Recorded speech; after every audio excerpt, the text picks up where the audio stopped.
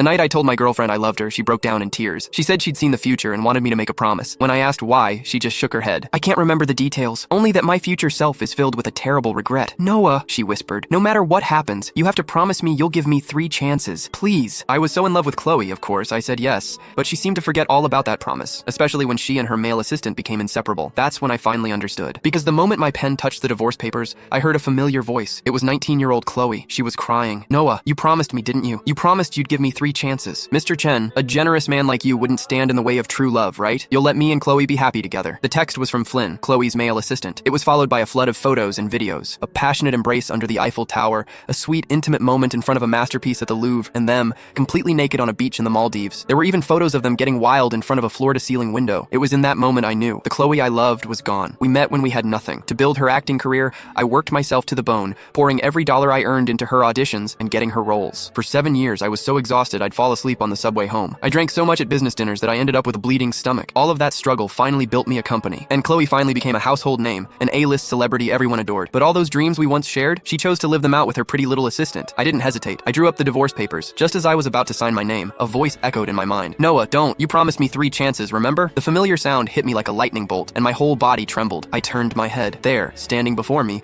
was the ghostly image of 19-year-old Chloe. She was wearing the $50 dress I'd bought her with money from a part-time job. In that dress, she was the most beautiful thing I had ever seen. I stared at her, a slow smile spreading across my face. Okay, I said, 3 chances it is. Just then, my phone rang again. Noah Chen, I've told you a million times, stop bullying Flynn. He's just my assistant, and he's already exhausted from traveling the world with me. If you cause any more trouble, that trip to the beach I promised you is off. I answered and put the call on speaker. Chloe's furious voice filled the room. I glanced at the 19-year-old Chloe beside me and gave her a gentle smile. Her own face twisted in anger. How can she talk to you like that? How dare she? The younger her was shaking with rage, but the 27-year-old her was cold as ice. Getting bold now, are we, Noah? I hear you've even got a woman with you. You have 30 minutes to get to the Aura Entertainment Tower. If you don't, the 19-year-old Chloe hung up the phone for me. I just whispered softly, that's 1 chance, Chloe. I wasn't sure if I was saying it to her ghost or to myself. It took me 40 minutes to drive to the Aura Entertainment Tower. The area around the skyscraper was packed with people, and traffic was a nightmare. When I finally reached Chloe's penthouse office and pushed open the door, her voice snapped at me instantly. Noah, I warned you. Be here in 30 minutes. And now, yeah, I cut her off coolly and dropped onto the sofa. Chloe's little assistant Flynn was also in the office. His head was bowed, his eyes were red, and he was clutching his left wrist. My indifference seemed to set Chloe off. She slammed her hand on the desk. Noah, what is this attitude? Are you still not going to admit you were wrong? Before I could even speak, Flynn chimed in. It's okay, Chloe. It's just a watch. It's not Noah's fault. Flynn's words only made Chloe angrier, but she forced her voice to be gentle as she spoke to him. What do you mean it's not his fault? He's so petty that he'd steal the birthday gift I got for you. Don't worry, I'm not going to let him get away with it. She turned to me, her voice sharp and cutting. Noah, I'm giving you one last chance. Give the watch back to Flynn. This had happened so many times before. Flynn would frame me, and no matter how I explained,